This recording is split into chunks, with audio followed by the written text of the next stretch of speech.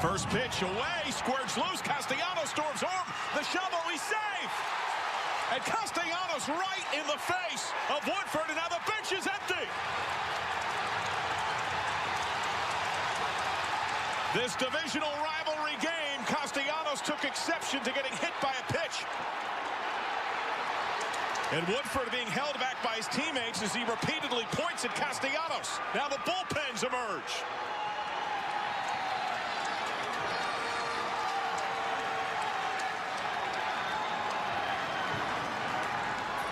Everyone spilling out, enjoying. Thankfully, seemingly no punches thrown yet, but the emotions continue to ratchet.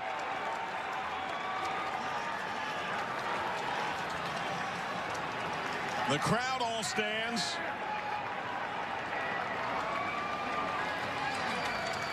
Castellanos had offered the baseball back to Woodford when he was hit. 2 outs, bases empty. And he storms home on the pitch off target that was in and out of the glove of Molina. And he barked right in Woodford's face. Well, John, it is an emotional game, and I mentioned stealing second base and stealing third base. So that Tim's keeping a hand on Austin.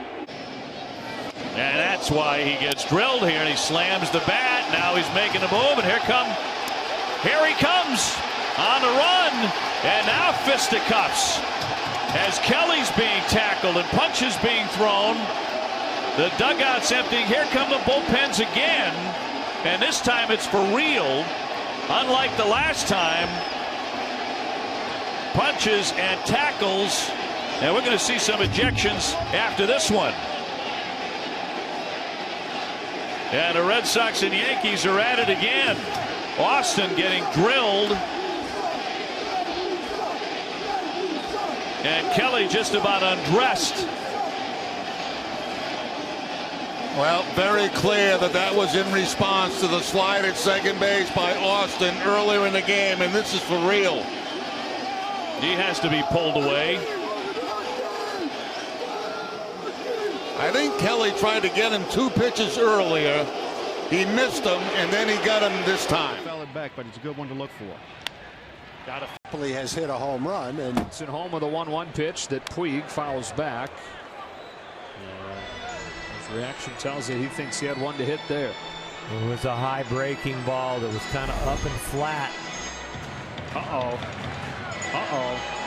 Puig and Hundley coming together. Hundley shoves him. Puig returns the blow, and the bench is clear. And that right there is going to get Puig kicked out. And here we go.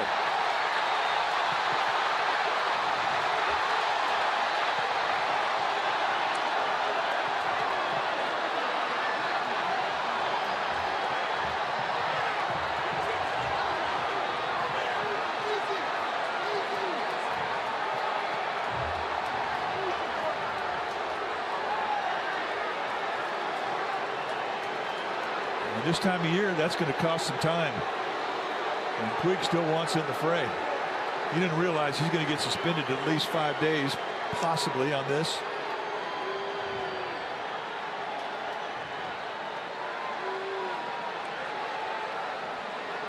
And now the umpires have to decide how they're going to rule on this and who's going to stay and who's going to play and who's not.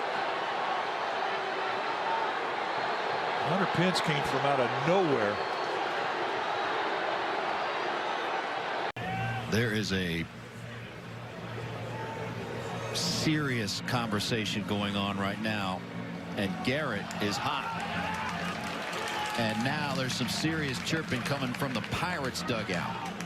And now Garrett's on his way to the dugout, and here we go. Oh! Garrett goes in there punching. This is not a good scene at all.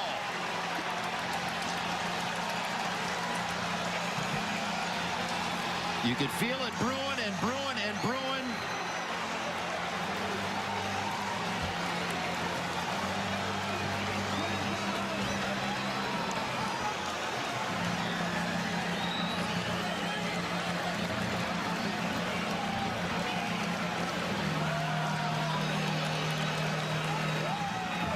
And I'm not sure the umpires are going to be able to break up this one. Well, they're going to have to look back on this. There's David Bell, who came back out of the clubhouse.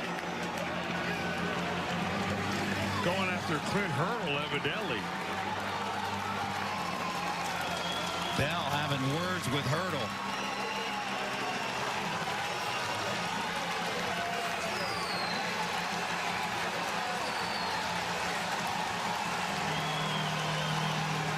Garrett went flying towards the Pirates dugout and went throwing punches. A certain suspension for him. David Bell, who had already been ejected from this game, out of the dugout, trying to get to Clint Hurdle. And they got to separate these two teams somehow, because this is not going to stop.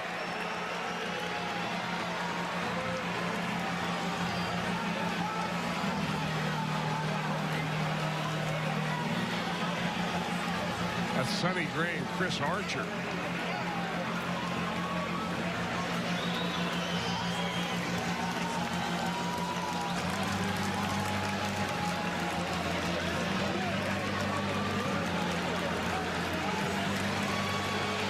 A young left-hander who got batted around his last time out against Houston. He did. His last couple of starts have been a little bit on the rough side. He started out very strong, and you know, a lot of times you see a young guy catch fire early on and then come back to the norm, and I think that's what's happened to Mike Leake. We saw it last night. Yadier Molina right in the face of Brandon Phillips, and we've yet to set the stage about everything that happened, and you get a look at it. For those who may not have known, Brandon Phillips last night, to both Jim Day and Hal McCoy, made some comments about the Cardinals, saying he hates the Cardinals, and used some less than family language in his descriptions. And as soon as Brandon got to the plate, Yadier Molina got in his face. Now there's Rolen and Molina, former teammates. This series has been void of bad blood probably until the end of the night last night. And there's Dusty Baker and Tony La Russa. They've had their issues with one another over the years. Well, I'm really stunned that a war of words would actually cause the benches to empty before they get going in the bottom of the first inning. Obviously, some discourse between Yadier Molina and Brandon Phillips sparked the whole thing. We won't know until after a game exactly what was said. Now Scott Rolen is getting into it. And now it is turning ugly. With Chris Carpenter, and Carpenter's the one down there chirping. Carpenter had issues with his own teammates last night, and it is getting really ugly as we've got punches and kicks. Johnny Cueto, the starting pitcher, is being wrestled away. And this is not good at all, because this is the kind of situation where somebody can get up, get hurt, get their finger stepped on, and it's just not baseball. I'm hoping that the umpires can get this thing under control and we can get on to playing the game of baseball, because nothing is going to be solved by this. But I will tell you one thing, that there is not a lot of love between these two ball clubs, despite the fact that a lot of players on each team have played for the other team before. Now there's going to be some ejections, and we're going to find out who. And with our questions and suspensions and fines to follow us. 3-2. And it hit him, wouldn't you know. Now he has something to say, and look out here. A.J. Ellis got out there just as Greinke and Quentin got together. Quentin continues to amaze as he consistently gets hit by pitches. It looks like the majority of the players are trying to be peacemakers. The trio of Greinke, along with A.J. Ellis and Carlos Quentin. Now here come the Dodger bullpen contingent. Quentin being led away off to the left. Here's the replay, and it got him on the arm. Now Quentin walks and breaks into a run. Greinke collides with him. A.J. Ellis grabs Quentin. In comes Sellers, and down the all goes.